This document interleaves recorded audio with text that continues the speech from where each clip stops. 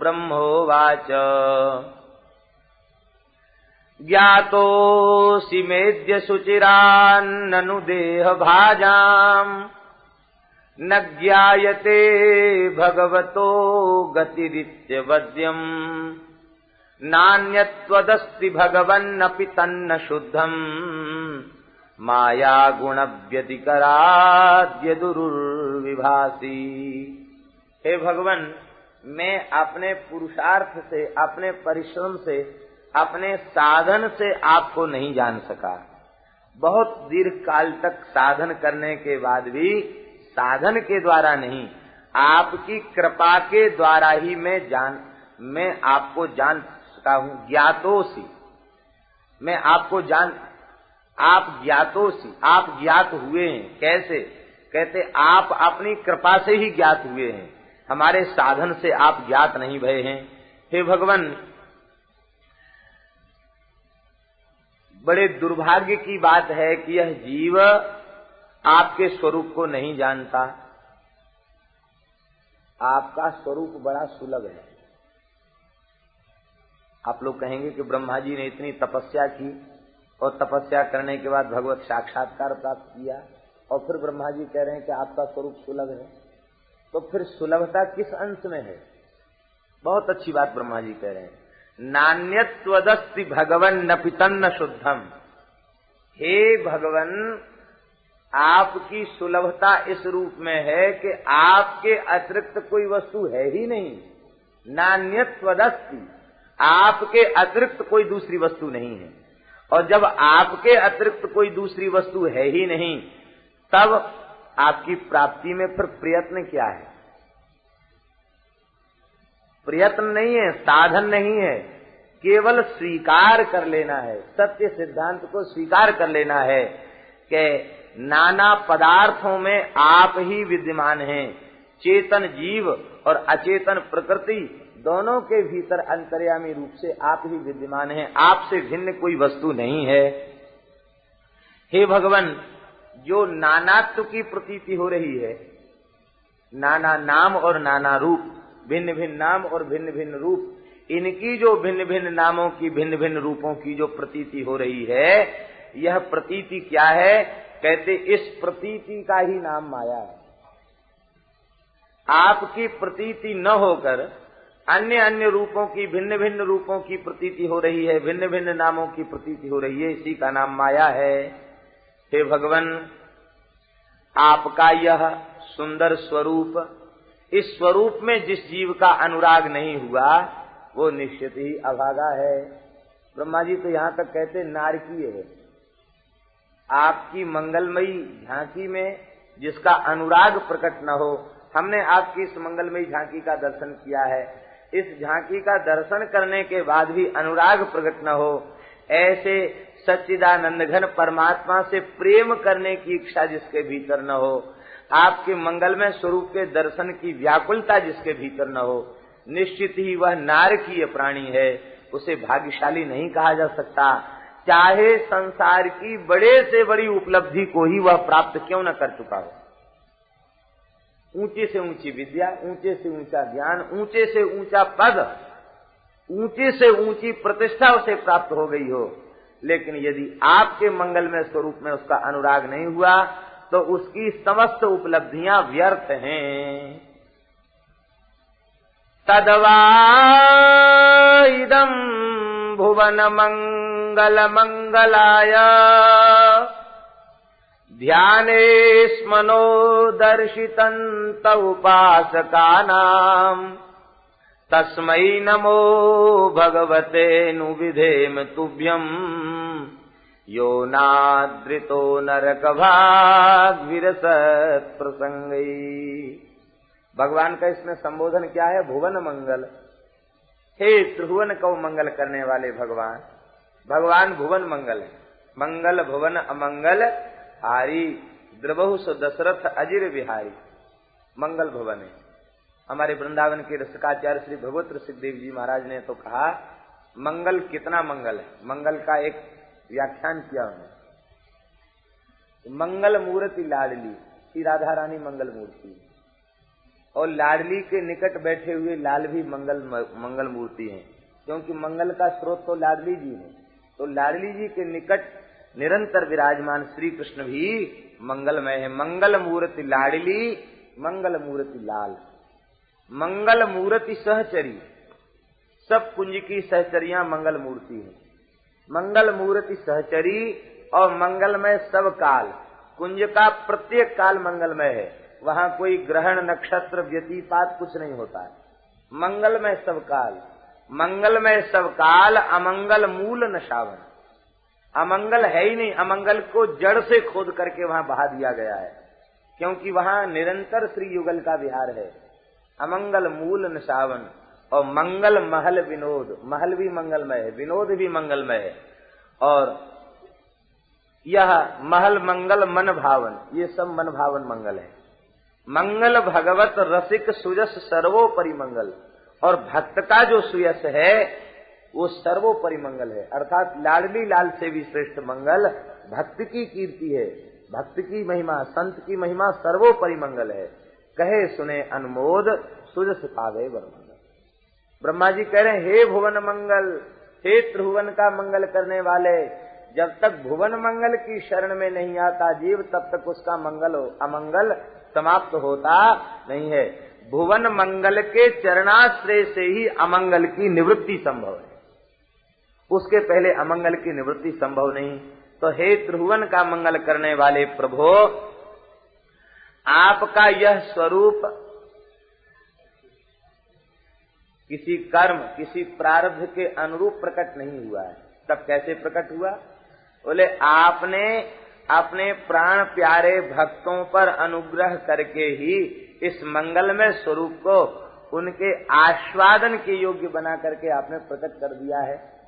हम उपासकों के चित्त को आह्लादित करने के लिए, हम उपासकों का चित्त आपके चरणों में लगे, इसके लिए आपने यह मंगलमय स्वरूप धारण किया है। हे भगवान, आपके इस मंगलमय स्वरूप को हम अनंत प्रणाम करते हैं। वस्तुतः जो विषयासक्त पापी जीव हैं वे ही इसका अनादर करते हैं, और जो वस्तुतः भाग्यशाली जीव हैं वे तो इन संसार के घृणित मलमूत्र के भांडों में प्रीति नहीं करते, वे तो आपके इस मंगलमय स्वरूप में ही अनुराग करते हैं। जो संसार में अनुराग कर रहा है वो कौन है? वो अभागा है, नारकीय है। नारकीय क्यों है? बोले नारकीय इसलिए है कि मलमूत्र के बर्तन से प्रेम कर रहा है, मलमूत्र के भांड से प्रेम कर रहा है, तो अभागा क्यों नहीं? वस्तु भाग्यशाली वो है जो आपके मंगलमय इस स्वरूप में अनुराग करे, वही भाग्यशाली। और ये भगवान का स्वरूप जब तक जीव नहीं देखता तभी तक उसका संसार में मन लगता है। भगवान की एक झलक मिलने के बाद फिर संसार में उसका चित्त लगता नहीं है, फिर भगवान में ही उसका चित्त सदा सर्वदा लगा रहता है।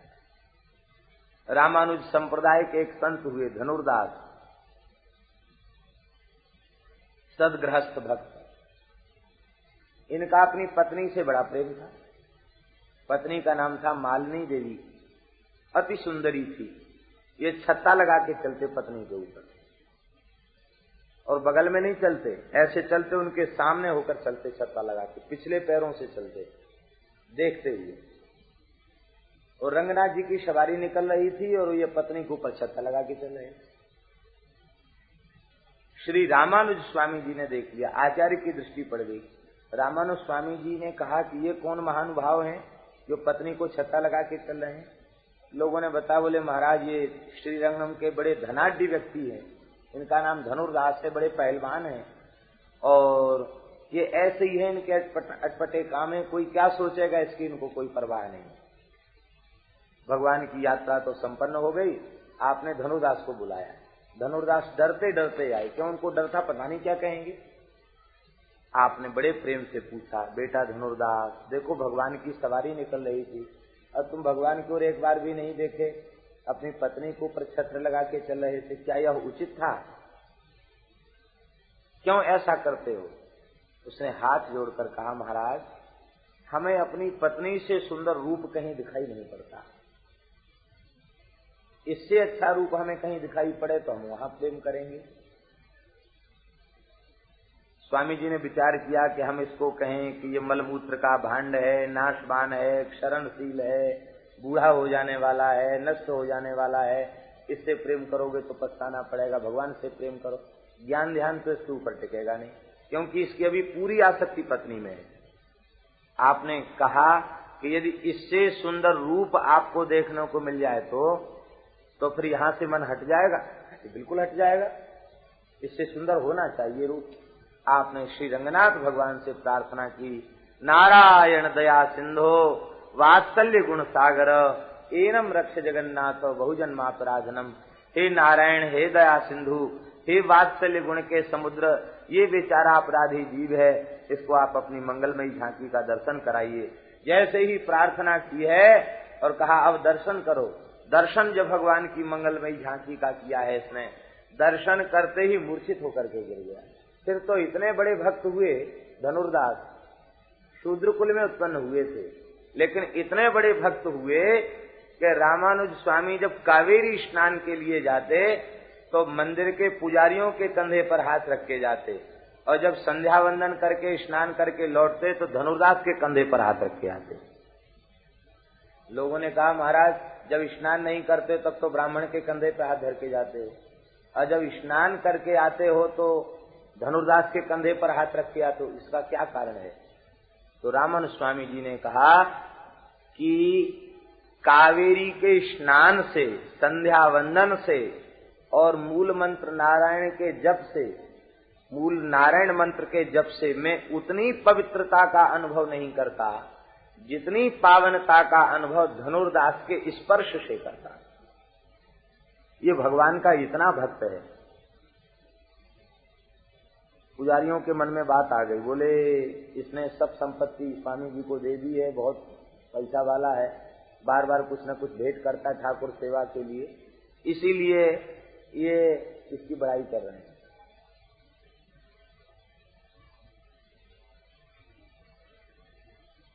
हरिशरणम, इसलिए इसकी बड़ाई कर रहे हैं। हमारी बड़ाई नहीं करते, इसकी बड़ाई कर रहे हैं।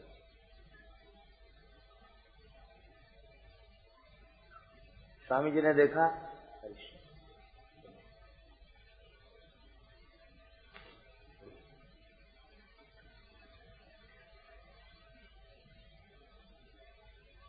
हरिशरण, स्वामी जी ने देखा कि इनको तो धनुर्दास की महिमा भी समझ में आई नहीं, क्या करें। तो रामानुज स्वामी जी ने क्या किया, वो लोग तो स्नान करने गए थे, उनके अचला में से एक एक टुकड़ा फड़वा लिया। अब वो लौट के आए तो पूजा में नहीं गए, झगड़ा करने लगे। वो कहता तुमने हमारा अचला फाड़ दिया, वो कहते तुमने हमारा अचला फाड़ दिया, झगड़ा करने लगे। आपने वो कहा कोई बात नहीं, नए वस्त्र लो, सबको नए नया कपड़ा दिया और सब प्रसन्न होकर के सेवा में चले गए। अब आपने कहा कि देखो हम धनुर्दास को अपने पास बिठा के रखेंगे और तुम जाना उसके घर में कुछ चोरी करके ले आना। चलो ठीक है। तो धनुर्दास को तो अपने पास सत्संग में बिठा लिया और मंदिर के पुजारियों से कहा कि तुम जाओ उसके घर में, अकेली पत्नी ही तो है, सो गई होगी, जो कुछ हाथ पड़े उठा लाना। वो गए, वो सोई नहीं थी, धनुर्दास की प्रतीक्षा में थी, लेकिन जब वैष्णवों को आते देखा और चोर की तरह आते देखा तो वो समझ गए कि चोरी करने आए, ये वैष्णव है, बहुत अच्छी बात है, ये वस्तु ले जाएंगे तो भगवान की सेवा में लगाएंगे। ऐसा विचार करके वो सोने का बहाना करके लेट गई, खर्राटे लेने लग गई। और ये सब गए और सब सामग्री घर की बटोरी, इसके शरीर के आभूषण भी एक ओर को उतार लिए। वो इतने बहाना बना के सोती रही कि उठ के खड़ी नहीं हुई। इसने सोचा कि एक तरफ के आभूषण तो ले लिए, दूसरे तरफ के आभूषण बच गए हैं। जैसी करवट बदली कि वो समझे कि जग गई, तो वो छोड़ छाड़ के वहां से भागे। भाग करके वो मठ में आ गए। स्वामी जी ने धनुर्दास से कहा कि जाओ जाओ घर जाओ। धनुर्दास घर पहुंचे अपने, और जैसे ही घर पहुंचे तो पीछे से उन लोगों को भेजा, बोले देख के आओ उसके घर में क्या बातचीत हो रही है। वो वैष्णव उसके घर के पीछे जाकर खड़े हो गए। तो धनुर्दास अपनी पत्नी को डांट रहे थे कि देखो तुम्हें जरूर संपत्ति का लोभ आ गया, इसलिए तुमने नहीं ले जाने दिया, आधे अंग के आभूषणों पर लोभ आ गया, ये भगवान की सेवा में लग जाते तो कितनी अच्छी बात थी। उसने कहा भगवान मुझे बिल्कुल लोभ नहीं आया। कह लोभ नहीं आया तो सब उतार करके दो हमको, जो भीतर तिजोरी में रखा उसको भी निकाल के दो, सब मठ में पहुंचा के आएंगे। तो सारी संपत्ति को लेकर गए, रात में ही उनके चरणों में भेंट करके भगवान की सेवा में लगा दो, हमें नहीं चाहिए। तब इस घटना के बाद आपने सबको बुलाया, बोले अब बताओ पवित्र कौन है? तुम्हारे कपड़े नेक से फट गए तो तुम लोग झगड़ा करने लगे, पूजा में तुम्हारा भाव खत्म हो गया, और इसके घर में ऐसी घटना घट गई, फिर भी इसको आप लोगों के प्रति अभाव नहीं आया, ये फिर भी आपकी सेवा करना चाहता है। ऐसा भक्तों के प्रति जिसका आदर भाव बढ़ जाए वो अतिशय पवित्र है। भगवान के स्वरूप के प्रति आकर्षण कैसे बढ़े? भगवान के स्वरूप के प्रति आकर्षण बढ़ेगा भगवान की कथा का आश्रय लेने से, भगवान की लीला का आश्रय लेने से, भगवान के नाम का आश्रय लेने से भगवान के स्वरूप के प्रति आकर्षण बढ़ेगा। और जब भगवान के स्वरूप के प्रति आकर्षण बढ़ जाएगा तो फिर जीवन कृतकृत्य हो जाएगा, फिर नारकी जीवन नहीं रहेगा। तो मलमूत्र के भांड से प्रीति तब तक है जब तक भगवान से प्रीति नहीं रही। भगवान से प्रीति होने के बाद इन नाशवान शरीरों से प्रेम नहीं रह जाएगा। अभी जो बात कह रहे थे ना, वे नारकीय हैं जो आपके चरण कमलों में अनुराग नहीं करते। अब चरण कमलों में अनुराग कैसे होता है आगे के छंद में ब्रह्मा जी बता रहे हैं। ये तो त्वदीय चरणाम्बुज कोश गंधम जिघ्रन्ति कर्ण विवरै श्रुतिवात नीतम भक्त्या गृहीत चरणः परया च तेषाम् नापैसि नाथ हृदयाम् बुरुहात्व पुंसाम्। हे भगवान, जो प्रेमी भक्त आपके चरण कमल रूपी कोश का दिव्य मकरंद, उस मकरंद को, जो मकरंद श्रुतिवात नीतम, वेद रूपी वायु से लाया गया जो मकरंद है, उस मकरंद को जो कानों के द्वारा सूंघते हैं, जिघ्रन्ति कर्ण विवरै, जो कानों के द्वारा सूंघते हैं, कहते उनके हृदय में आपके चरण कमल विराजमान हो जाते हैं। और जब आपके चरण कमल उनके हृदय में विराजमान हो जाते हैं तो वे अतिशय प्रेम पूर्वक आपके चरण कमलों में लिपट जाते हैं, भक्ति के प्रेम के सूत्र में आपके चरण कमलों को बांध लेते हैं। फिर आप कभी भी उन प्रेमियों के हृदय को छोड़कर जाते नहीं हैं। और जब अटल होकर प्रेमियों के हृदय में आप बस जाते हैं तो स्वप्न में भी, संसार में, शरीर में, भोगों में उनका मन नहीं जाता है और उनका परम कल्याण हो जाता है। आप लोग कहेंगे एक बात समझ में नहीं आई, कौन सी बात? जिघ्रन्ति कर्ण विवरै, सूंघने की क्रिया किस इंद्रिय से होती है? नासिका से। और वेद गर्भ ब्रह्मा जी कह रहे हैं कर्ण विवरै ही जिघ्रन्ति, कानों से सूंघते हैं। इसका मतलब है कोई सामान्य पुरुष कहे कि कानों से सूंघते हैं तो लोग हंसी करेंगे कि अरे देखो, इसको ये भी पता नहीं कि कानों से सुना जाता है, सूंघा नहीं जाता, नाक से सूंघा जाता। लेकिन ब्रह्मा जी कह रहे हैं कि कानों से जो आपके चरण कमल की सुगंध को सूंघते हैं। तो इसका तात्पर्य है कि ब्रह्मा जी ये सामान्य बात नहीं करें, इसको समझना चाहिए। ये समझना क्या है? कहते देखो, सत्पुरुषों के हृदय में आपके चरण कमल विराजमान है, महापुरुषों के हृदय में भगवान के चरण कमल विराजमान है और निरंतर वे चरण कमलों का ध्यान करते हैं, भगवान के मनोहर श्रीअंग का ध्यान करते रहते हैं। और वे महात्मा श्रुतिवात नीतम, शब्द जो है वह वायु रूप ही है, शब्द जो है वह वायु रूप है। और भगवान की कथा कहाँ से प्रकट हुई है? वेद से प्रकट हुई है। तो वेद से प्रकट जो भगवान की कथा है, उस कथा को वे महापुरुष जब कहने लग जाते हैं तो उन महापुरुषों के हृदय में विराजमान है आपके चरण कमल। तो वो चरण कमल की मकरंद, चरण कमल का जो दिव्य मकरंद है वह मकरंद मिश्रित होकर के वायु आती है बाहर। शब्द रूप वायु वह चरण कमल मकरंद से मिश्रित होकर के बाहर निकलती है। और जब मिश्रित होकर बाहर निकलती है तब क्या होता है? बोले वह वायु शब्द रूप से कान के भीतर प्रवेश करती है। और जब कान के भीतर प्रवेश करती है तो हृदय में विषय की दुर्गंध जो भरी भई है वो खत्म हो जाती है। विषय की दुर्गंध खत्म हो जाती है और आपके चरण कमल मकरंद की दिव्य सुगंध हृदय में भर जाती है। आपके चरण कमल मकरंद की सुगंध से हृदय भर जाता है। और जब हृदय भर जाता है तो बस फिर उस पवित्र हृदय में जो कथा से पवित्र हो चुका है, जो श्रुतिवात नीत वायु से पवित्र हो चुका है, उस अंतःकरण में आपकी भुवन मंगल मूर्ति का आविर्भाव हो जाता है। कोई ऐसा शरीर है जिसमें भगवान न हो? है कोई ऐसा शरीर? मक्खी मच्छर कीट पतंग सब में भगवान। लेकिन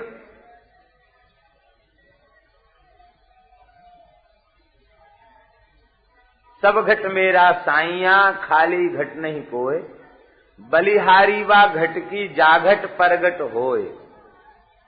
उस घट की बलिहारी है जिस घट में भगवान का आविर्भाव हो जाए। तो अंतर्यामी रूप से भगवान सब में विराजमान, लेकिन आविर्भूत नहीं है। तो जो प्रेम से सत्पुरुषों के चरणों में बैठकर आपके चरित्र को सुनते हैं तो उन सत्पुरुषों के हृदय में चरण कमल विराजमान है। वह मकरंद शब्द के माध्यम से जब निकलता है, माने विद्वान की वाणी से केवल शब्द निकलते हैं और भक्त की वाणी से शब्द नहीं निकलते हैं। शब्दों के साथ भगवान के चरण कमल का मकरंद निकलता है, सुगंध निकलती है। शब्द से सुगंध प्रकट होती है। वह सुगंध जब कान के माध्यम से हृदय में जाती है तो हृदय प्रेम से परिपूरित हो जाता है। विषय की दुर्गंध उससे चली जाती है और आपका मंगलमय स्वरूप प्रकट हो जाता है। और जब मंगलमय स्वरूप प्रकट हो जाता है तब क्या होता? बोले फिर उस स्वरूप का एक बार जब तन्मयता, कथा सुनते सुनते, नाम जपते जपते, कीर्तन करते करते तन्मयता प्रकट होती है और उस तन्मय स्थिति में जब एक बार आपकी मंगलमयी झांकी उनके अंतःकरण में प्रकट हो जाती है तो इतना प्रेमावेश उनके भीतर जगता है कि वे बस आपके उस मंगलमयी मूर्ति के चरण कमलों में लिपट जाते हैं।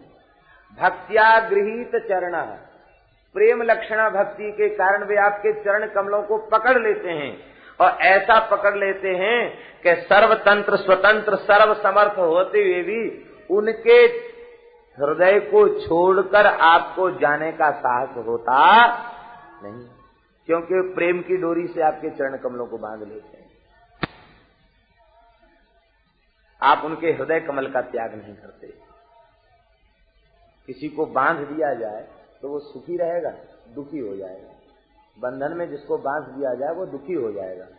लेकिन हे नाथ, प्रेमियों के हृदय कमल में आप बंधकर बैठते हैं, फिर भी परम आनंद में बंधकर बैठते हैं। आपको उस बंधन का दुख नहीं होता, क्योंकि प्रेम रज्जुकृत बंधन मन्यत, प्रेम की रस्सी का बंधन ही एक विलक्षण बंधन है। उस बंधन को स्वीकार करके आप उनके हृदय से निकलते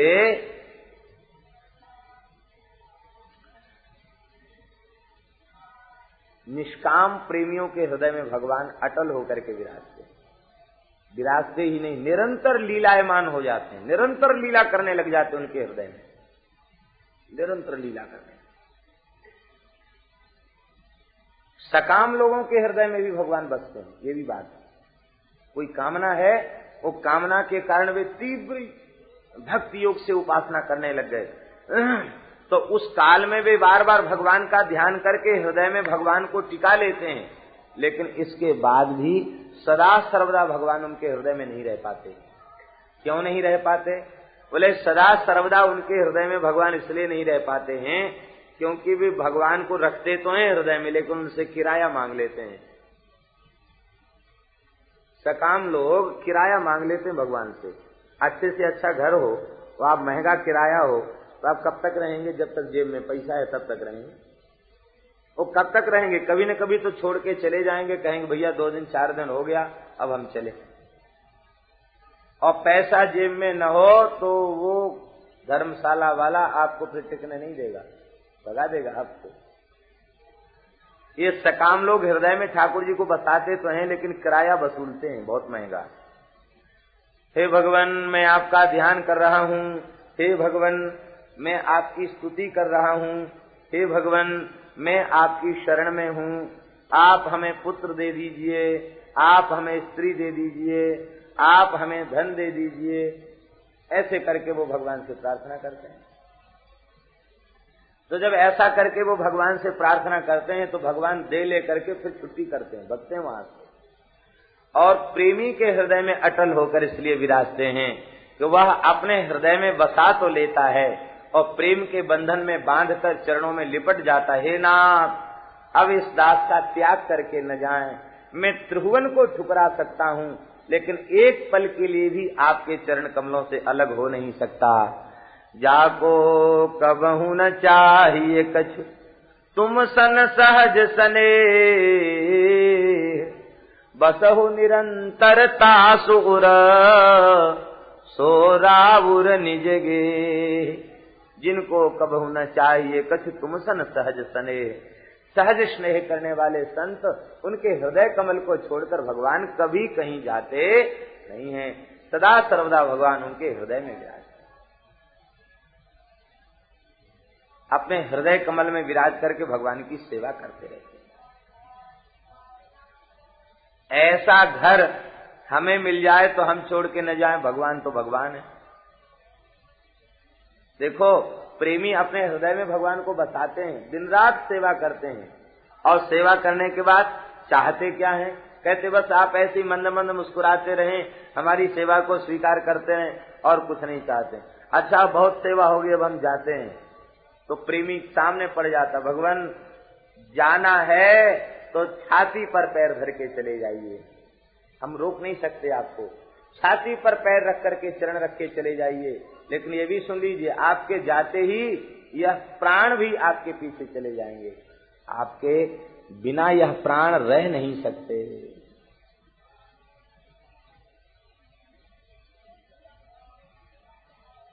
प्रेमी भगवान को अपने हृदय कुंज में विराजमान करके निरंतर सेवा करते हैं। हमारी श्री मीराबाई कह रही हैं, श्याम माने चाकर राखो जी। इस श्याम सुंदर हमें अपना चाकर रख लो, श्याम माने चाकर राखो जी। चाकर रहसू बाग लगासो, नित उठ दर्शन पासो।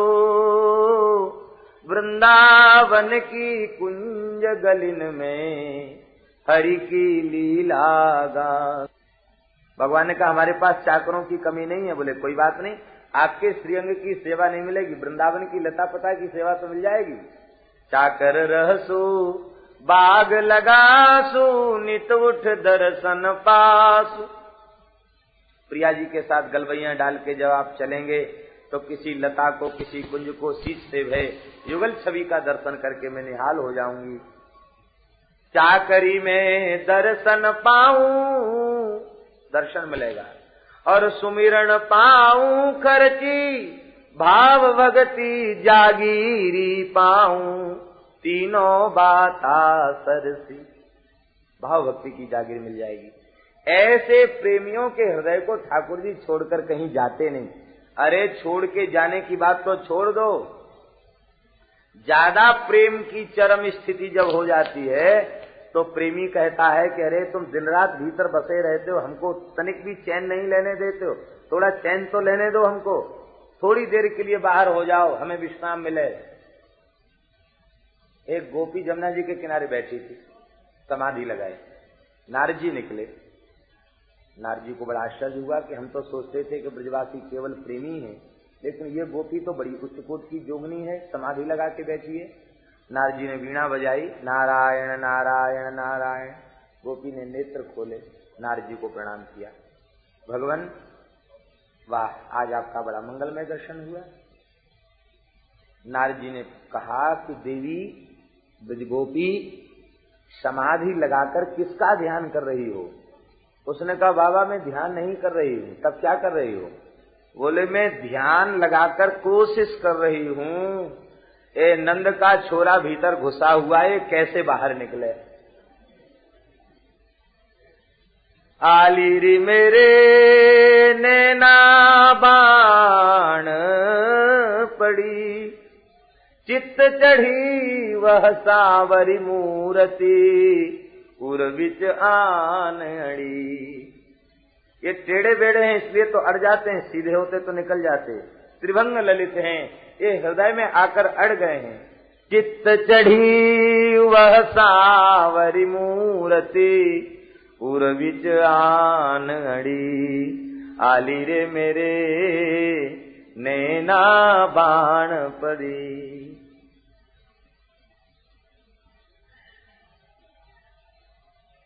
ये भीतर विराजे हैं, इनको बाहर निकालने का प्रयत्न कर रही है। नारद जी को बड़ा आश्चर्य हुआ। बड़े बड़े योगी योगाभ्यास करके एक क्षण के लिए भगवान को हृदय में लाने का प्रयत्न करते हैं। ये ऐसी विचित्र गोपी जो कहती हृदय से निकल जाए इसलिए प्रयत्न कर रही है। तो नारद जी ने कहा कि भक्त तो ठाकुर को हृदय में बसाना चाहते हैं, योगियों के लिए भी दुर्लभ हैं, और तेरे हृदय में बसे हैं तो तू निकालना क्यों चाहती। कहती ये बसे हैं, अब तो हमारी स्थिति बड़ी विचित्र हो रही है। क्या कहते, जब हृदय में बसे हैं तो आंख खोलती हूं तो बाहर दिखते हैं, और आंख बंद करती हूं तो भीतर दिखते हैं। मेरा सोना भी मुश्किल हो गया, क्योंकि ये दिखते रहते, इनकी लीला दिखती रहती तो निद्रा कहां से आवे। एक समस्या सामने आ गई, और हमको विश्वास नहीं होता कि गैया चराने कौन चला गया। एक जो मेरी अखियन में निस दिवस रहो करी भौन, गाय चरावन जात सुन्यो सखी शोधो कन्हैया कौन। गोपी पूछती है, एक तो मेरी आंखों में दिन रात बसा रहता है, गाय चराने वाला कन्हैया कोई दूसरा है क्या, कि वही है। तो निरंतर हृदय में बसने के कारण हमारी क्रियाएं सब उल्टी पलटी होती हो जाती हैं। जब मैं सवेरे जमुना जल भरने जाती हूं तो हमको लगता है कि ये हमारे साथ ही साथ हैं। मायरी मेरे श्याम लगोई संग डोले, ये तन्मयता पूर्ण चिंतन का फल है। लगता है वे हमारे साथ ही साथ हैं। मैं जल भर के खड़ी हो जाती हूँ, ये भी सामने खड़ा होकर मंद मंद मुस्कुराने लग जाते हैं।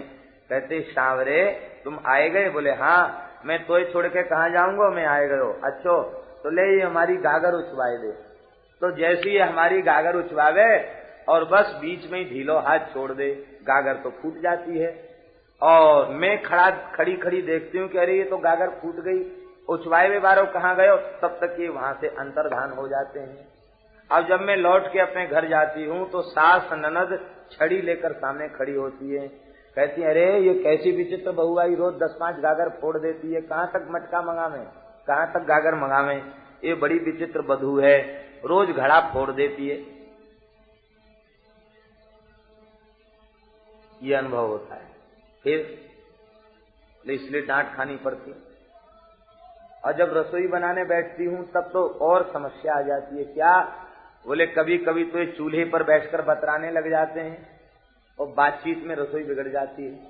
और कई बार तो ऐसा होता है कि ये बतराते नहीं, कहीं भी खड़े होकर बंसी बजाते हैं तो रसभरी वंशी का शब्द जब पड़ता है तो हमारे हृदय में तो रस का संचार हो ही जाता है।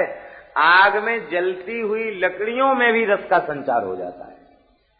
और सूखी लकड़ियों में रस का संचार हो जाए तो वे तो गीली हो जाएंगी, फिर जलेंगी नहीं, चूल्हा बुझ जाता है और हमारी रसोई नहीं बनती। सास ननद कहती है कि बड़ी विचित्र बहू घर में आई, सवेरे से चूल्हे में मोड़ो दियो भयो है और 2 रोटी सेक के नाई दी नहीं। बड़ी विचित्र बहू या घर में आई। इसलिए गोपी कहती है, मुरहर रंधन समय माकुर मुरली रवम। बंसी बजाओ, लेकिन जब रसोई बनाने बैठने तब बंसी मत बजाना, क्योंकि हमारी रसोई नहीं बन पाएगी। फिर क्या होता है? बोले तीसरी समस्या, ये 2 समस्याएं हैं। तीसरी समस्या ये है कि जब मैं झाड़ू लगाने बैठती हूं तो जहां जहां झाड़ू लगाती हूं ये ऊधमी कन्हैया वहीं वहीं मिट्टी धूल फैला देता है। सास ननद कहती हैं कि अरे कैसी झाड़ू लगाई, देख कितनों कचड़ो कर दियो। अब तन्मयता पूर्ण चिंतन इस प्रकार का है, कुछ चिंतन से ठाकुर जी वहीं लीला करते दिखाई पड़ते हैं और धूल रज उनके चरणों की वहां व्याप्त हो जाती है। हमारा झाड़ू लगाने में भी डांट खानी पड़ती। हमारे ब्रजमंडल के महान संत पूज्य पंडित श्री गया प्रसाद जी महाराज, गिरिराज जी वाले पंडित जी, उनके जीवन की घटना। गिरिराज जी में 7 कोस गिरिराज जी में सोहिनी सेवा करते थे। पहले तो पूरे में करते थे, फिर कभी कहीं ऐसे क्षेत्र में करते थे झाड़ू सेवा, सोहिनी। और सेवा भी इतनी भावपूर्वक सेवा थी, गोखरू के कांटे और कंकड़ अपने हाथ से बटोर करके हथेली से ऐसे करते। बाबा श्री ठाकुरदास जी बताते हैं हथेली से करते, हथेली में गोखरू और कांटे लग जाते, प्रसन्न होते।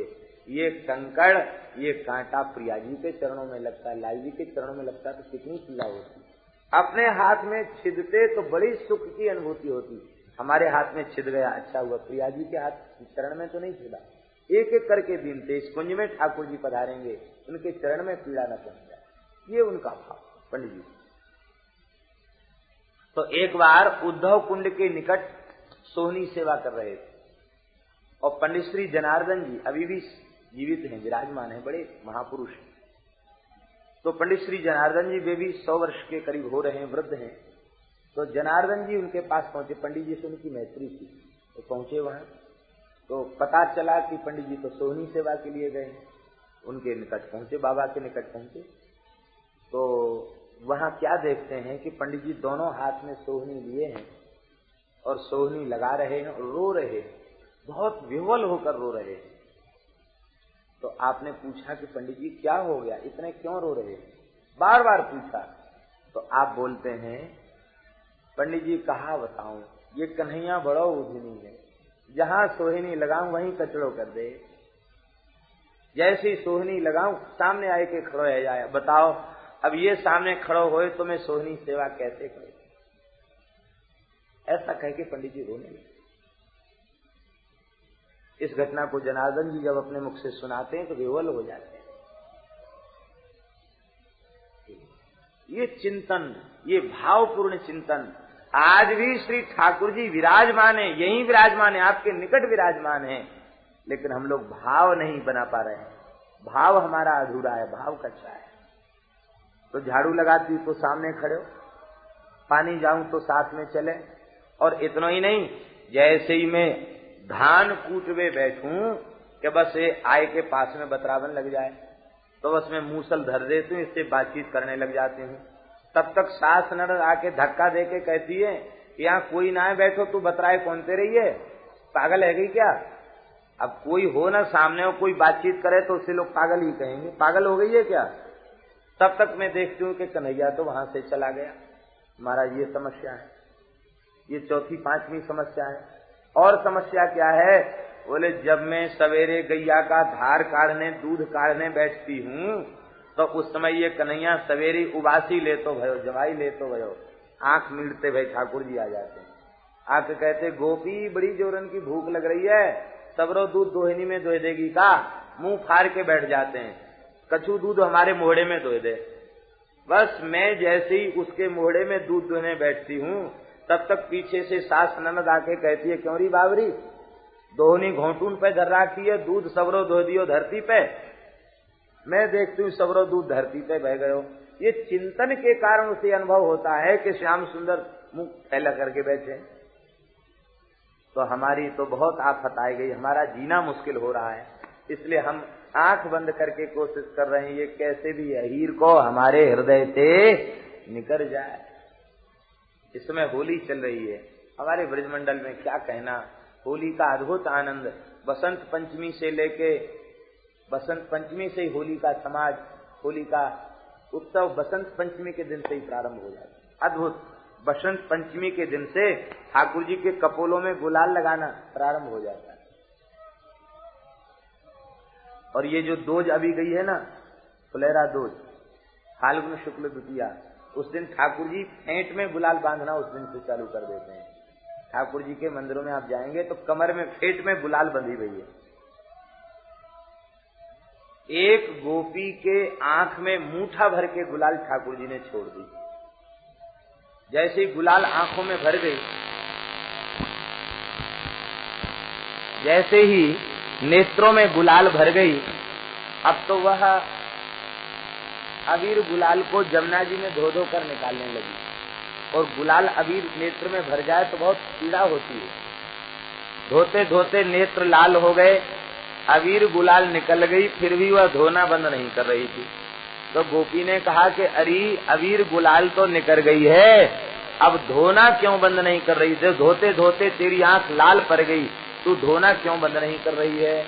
उसने कहा कि अबीर तो निकल गई, गुलाल भी निकल गए, लेकिन अहीर का नहीं निकला। ये अहीर का छोरा है, ये आंख में ऐसा बस गया गुलाल मारते समय, वो गुलाल फेंकने की छवि आंख में बसी है। अब हमें दुनिया का कोई दृश्य नहीं दिखता, केवल अहीर का दिख रहा है। तो मैं सोचती हूँ कि जैसे अबीर निकल गई तो जमुना जी के जल से धोने से अहीर का भी निकल जाएगा। लेकिन अरे सखी, हमारी दुर्दशा है, ये अहीर का हृदय में ऐसा बस गया है, आंखों में ऐसा बस गया है कि नेत्र से निकलता नहीं। ये प्रेम की स्थिति, ये स्थिति कब प्राप्त होगी? बोले जब निष्काम रति, निष्काम प्रीति भगवान के चरणों में हो जाएगी, तो फिर ठाकुर जी हृदय छोड़कर कहीं जाएंगे नहीं। ये ब्रह्मा जी का भाव है। हे भगवान, जो आपके चरण कमल रूपी सुगंध को, जो चरण कमल रूपी सुगंध सत्पुरुषों के हृदय में बसती है, और वे जब भगवान की पवित्र चर्चा को करते हैं तो उनकी शब्द रूप वायु से वो विश्रुत होकर के चरण कमल मकरंद निकलता है। वो कान के द्वारा जब उसको सूंघते हैं, हृदय चरण कमल मकरंद की सुगंध से भर जाता है, उनके हृदय में प्रेम का प्रादुर्भाव हो जाता है। वे आपके चरण कमलों को दृढ़ता पूर्वक पकड़ लेते हैं। फिर नाथ उनके हृदय को छोड़कर आपके चरण कमल फिर स्वप्न में भी बाहर जाते नहीं हैं, अटल होकर के हृदय में चरण कमल विराजते हैं। श्री ब्रह्मा जी कह रहे हैं, हे भगवन, तावद भयम द्रविण गेह सुहृन् निमित्तम शोकस्पृहा परिभवो विपुलश्च लोभः तावन्ममेत्य सदवग्रह आर्तिमूलम् यावन्न तिंघ्रिमभयम् प्रवृणीत लोका। बहुत महत्वपूर्ण बात कह रहे हैं ब्रह्मा जी, ध्यान पूर्वक श्रवण करें और इस बात को श्रवण ही न करें, स्वीकार कर लें।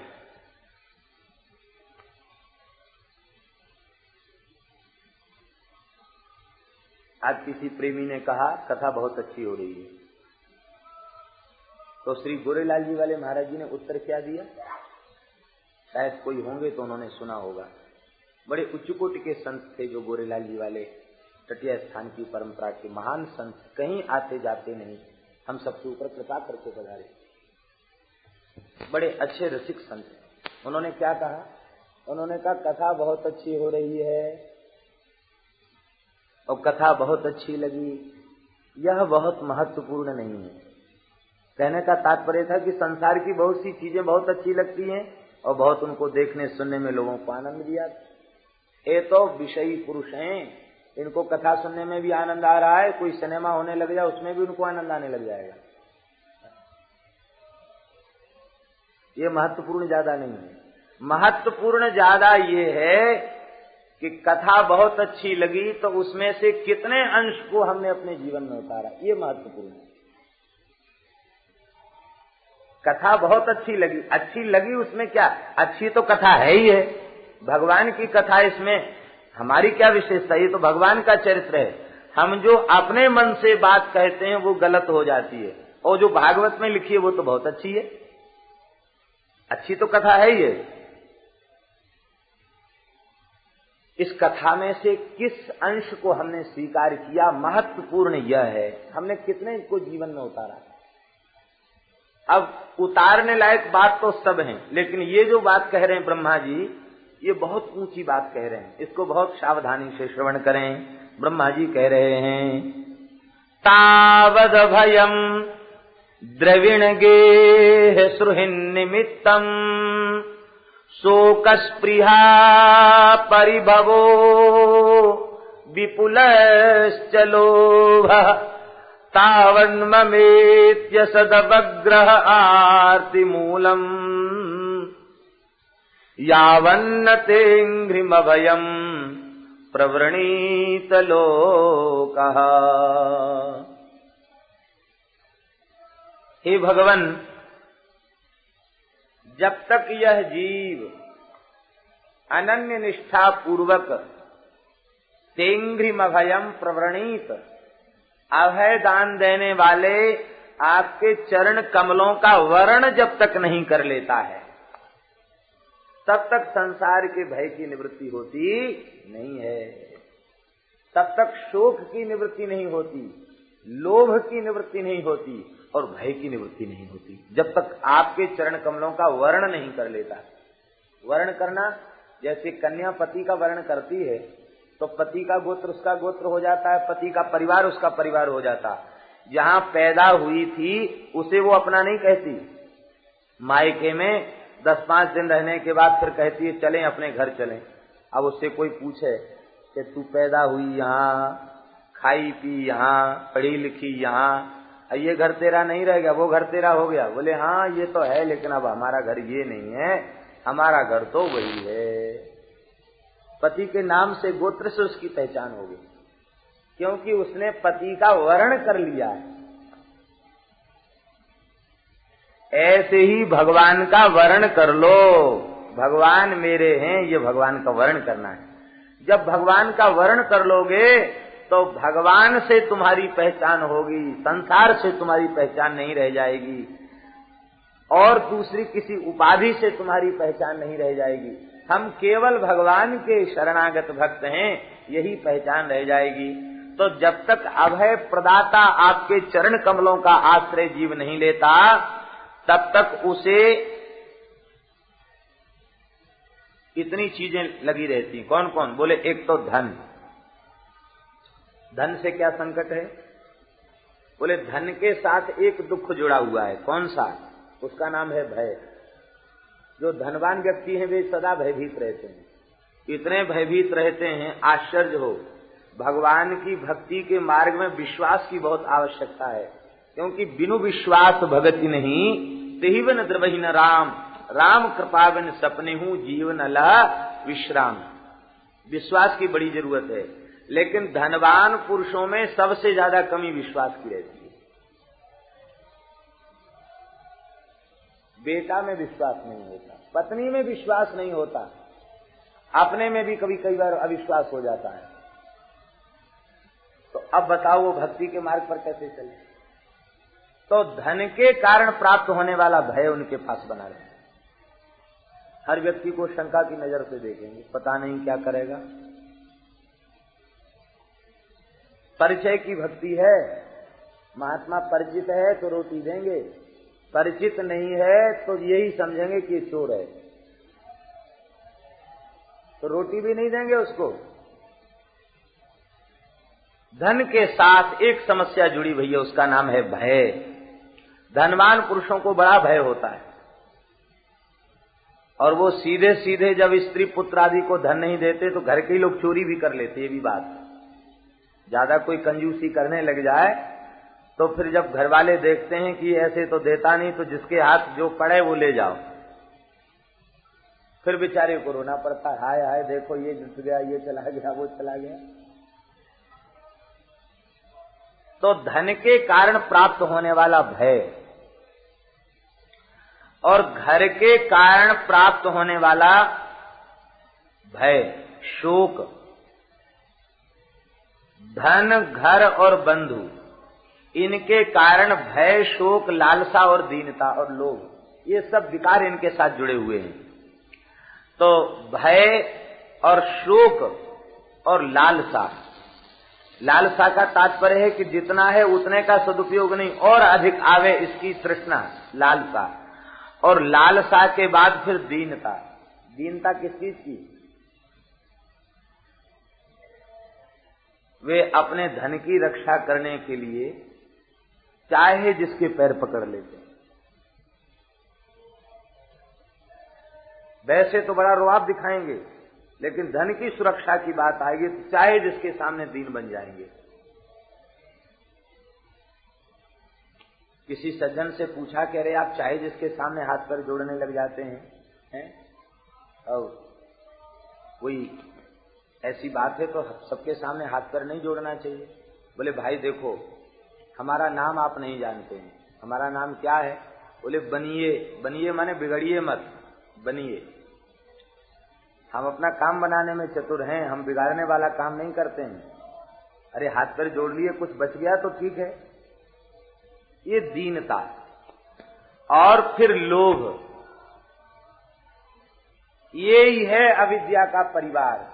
ये जब तक रहेंगे तब तक कुछ भी कर लो, क्लेश की निवृत्ति संभव नहीं है। ये सारे क्लेशों से छुटकारा कब होगा? जब अभयदाता आपके चरण कमलों का वर्ण कर ले, हृदय से दृढ़ता पूर्वक स्वीकार कर ले, संसार से कोई संबंध हमारा नहीं है, न था, न है, न रहेगा, न धन से, न घर से, न परिवार से, न प्रतिष्ठा से हमारा कोई संबंध नहीं। हमने मान रखा है उसे धन, इसलिए वो धन है। मान्यता खत्म हो जाए तो धन धन नहीं रह जाएगा। बंदर को रुपया दे दो, उसको कहां उसके प्रति महत्व बुद्धि है? वो फाड़ के फेंक देगा, काट देगा, फाड़ देगा, उसको कोई महत्व बुद्धि उसके प्रति नहीं। बंदर को क्या महत्व बुद्धि उसके प्रति? वो इतनी बुद्धि उसे हो कि हम इसको दे करके कहीं फल वाले से फल खरीद लावें अथवा मिठाई खरीद लावें, उसकी महत्व बुद्धि रुपए के प्रति नहीं है, तो रुपए की थैली उसके हाथ में पड़ जाए तो काट के फेंक देगा। इसका तात्पर्य है हमने मान रखा है उसे धन, इसलिए वह धन है। हमने मान रखा है संसार को अपना, इसलिए संसार है। हमने मान रखा है परिवार को, इसलिए परिवार हमारा अपना है। और हम यह मान लें यह सब हमारा नहीं, हमारे केवल एकमात्र भगवान हैं, ये स्वीकार करते ही सारे संबंध समाप्त हो जाए। फिर तो आनंद ही आनंद आ जाएगा। क्या हो जाएगा इस स्वीकार करने से? कहते इसको स्वीकार करने के बाद ये होगा कि फिर सबका एक सूत्र से भगवान में प्रेम हो जाएगा। जननी जनक बंधु सुत दारा, तन धन भवन सुहृद परिवारा, सबके ममता ताग बटोरी, मम पद मन ही बांध बर डोरी। इसलिए भगवान के बन जाओ, भगवान को एक बार स्वीकार कर लो, और जब भगवान को स्वीकार कर लोगे तो अविद्या की निवृत्ति हो जाएगी। जब तक हम भगवान के हैं ये विश्वास दृढ़ नहीं हुआ है, तब तक काम क्रोध लोभ आदि की समाप्ति नहीं हो सकती, अविद्या की निवृत्ति नहीं हो सकती। और जब तक अविद्या की निवृत्ति नहीं होगी तब तक क्लेश का संशय हो नहीं सकता है। स्वीकार कर लो हम भगवान। ये शरीर जब हमें नहीं मिला था तो इस परिवार से हमारा कोई संबंध था? हम किसी के बेटी बेटा थे, किसी के भाई बहन, किसी के पति पुत्र थे? कुछ नहीं थे। और ये शरीर चिता में चला जाए उसके बाद भी खत्म हो जाएंगे। लेकिन जब शरीर नहीं मिला था उस समय भी हम भगवान के थे, और जब शरीर नहीं रह जाएगा उसके बाद भी भगवान के रहेंगे। तो आज हम भगवान के हैं कि नहीं? आज भी हम भगवान के ही हैं। ये सीधी साधी सरल बात, इसको स्वीकार कर ले तो सारी अविद्या की निवृत्ति हो जाएगी। किसी के घर में चोर डकैतों का उपद्रव बढ़ जाए और वह व्यक्ति उनसे प्रतिरोध करने में समर्थ न हो, तब वह व्यक्ति किसी समर्थ पुरुष को घर का मालिक बना दे, केवल झूठा बोर्ड ही लगा दे कि यहाँ जिला पुलिस कार्यालय अब होने वाला है अथवा कोई बड़ा अधिकारी यहाँ आने वाला है, वो जितने चोर बदमाश है ना वो सब किनारा काट जाएंगे। जब संसार में सामान्य किसी अधिकारी ऑफिसर के आने पर, किसी राजा महाराजा के आने पर ये घर की विपत्ति का छुटकारा हो जाता है, तो भगवान के चरणों में सर्वतोभावेन समर्पण करने के बाद फिर कोई विपत्ति रह जाएगी? जब ठाकुर जी का साइन बोर्ड लग जाएगा और ठाकुर जी निष्काम चित्त में डेरा लगा देंगे, तो फिर काम क्रोध की क्या हिम्मत जो भीतर घुसे? भीतर घुस नहीं सकते, वे कुछ बिगाड़ नहीं सकते। तभी तक हैं तब तक हमने भगवान को स्वीकार नहीं किया। और जब भगवान के संबंध को स्वीकार कर लेते हैं और फिर माया आ जाए तो फिर माया को भी डांट देते हैं, खबरदार भीतर घुसी तो। श्री मलुकदास जी की वाणी का एक पद, मलुकदास जी कहते हैं, हमसे जनि लागे तू माया, हमसे जनि लागे तू माया, क्यों थोड़े से फिर बहुत होएगी, सुनी पै रघुराया, हमसे जनि लागे तू माया। समर्थ रघुनाथ जी ने सुन लिया तो तेरी खबर ले लेंगे, क्योंकि अब हम संसार के नहीं, अब हम तो राम जी के हो चुके हैं। अब यदि तूने कुछ 3, 2, 5 किया तो राम जी तेरी खबर ले लेंगे। हम में है साहिब हमारा, मेरे में है साहिब हमारा, हमारा परमात्मा बाहर नहीं, हमारे पास है, सदा साथ रहता है।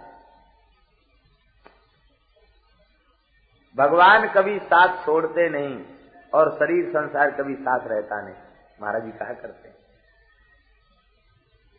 तो हम में है साहिब हमारा, अजहू चेत दीवानी, काहू जन के बस परी जाएगी, भरत मरेगी पानी।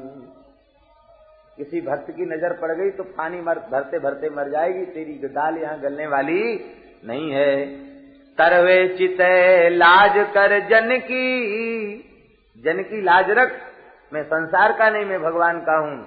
दार हाथ की फांसी, जन पे तेरो जोर न चली है, रक्षपाल अविनाशी। इस जन के ऊपर तेरा जोर नहीं चलेगा, क्योंकि इसका रक्षक अविनाशी है। कहे मलू का चुप कर ठगनी, अरे ठगनी चुप हो जा। कहे मलू का चुप कर ठगनी, औगुन राखी दुराई, जो जन उबरे राम नाम जपि तिन सो कछु न बसाई।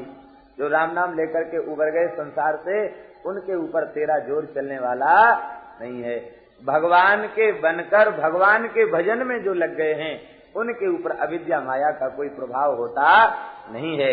यही बात श्री ब्रह्मा जी कहते हैं, जब तक यह जीव सर्वतो भावेन आपके चरण कमलों का वर्ण नहीं कर लेता, तब तक अविद्या माया जनित क्लेश की निवृत्ति होती नहीं है। इसलिए हे भगवान, हम तो आपके चरणों की शरण में हैं। हे भगवान, उनकी बुद्धि को निश्चित ही आपकी माया ने ठग लिया है। जो भोग में मन लगाते हैं, संसार में मन लगाते हैं, आपके मंगलमय चरित्र में अपने मन को नहीं लगाते हैं। दैवेन ते हत धिया भवतः प्रसंगात्, सर्वाशुभोपशमनात् विमुखेन्द्रियाये, कुर्वन्ति काम सुखलेशलवाय दीना, लोभाभिभूत मनसो कुशलानि शश्वत। हे भगवान, सब प्रकार के अमंगलों को सदा सर्वदा के लिए समाप्त करने वाली आपकी भक्ति है। श्रवण कीर्तन, श्रवणम कीर्तनम विष्णु स्मरणम पाद सेवनम अर्चनम वंदनम दास्यम सत्यमात्म निवेदनम, ये जो नवधा भक्ति है, ये समस्त प्रकार के अशुभ अमंगल को समाप्त करने वाली है। इस भक्ति को न करके, इस भक्ति के द्वारा आप में मन न लगा के जो संसार में मन लगाते हैं, मैं और मेरेपन के अभिमान से अपने चित्त को दूषित किए रहते हैं, ऐसे जो जीव हैं वे विषय सुख के लिए अतिशय दीन बने रहते हैं। और दीन ही नहीं बने रहते, लालायित रहते हैं, दुष्कर्मों में लगे रहते हैं। पुनः पुनः चर्वित चर्वणानाम, चबे हुए को चबाते हैं, उगले हुए को खाते हैं। ब्रह्मा जी कहते वे जीव बांतासी के तुल्य हैं। बांतासी माने कुत्ता। कुत्ता उल्टी करता है फिर खाता है, फिर उल्टी करता फिर खाता है। हजार लाख जन्मों से जिन भोगों को भोगते चले आए, उन्हीं भोगों को देव दुर्लभ विवेक प्रधान मनुष्य का शरीर प्राप्त करके भोगते हैं। वे बेचारे, उनकी बुद्धि को आपके माया ने हर लिया है। इसलिए हे भगवान, वे जीव भी यदि आपकी कथा सुनने लग जाएं तो निश्चित ही उनकी बुद्धि फिर आप में लग जाएगी, और जब आप में उनकी बुद्धि लग जाएगी तो किसी प्रकार का दुख क्लेश फिर उनके जीवन में नहीं रह जाएगा। हे भगवान, सोसावदभ्र करुणो भगवान विवृद्ध प्रेम स्मितेन नयनाम्बुरुहं विजृंभन् उत्थाय विश्व विजयाय च नो विषादम् माध्व्या गिरापनयता पुरुष पुराण। हे अकारण करुणा करुणा वर्णालय, हे परम पुरुष, हे पुराणाधार, हे भगवन, हे पुराण पुरुषोत्तम, अब आप कृपा करके अपनी करुणा भरी दृष्टि से एक बार हमारी ओर देख दीजिए।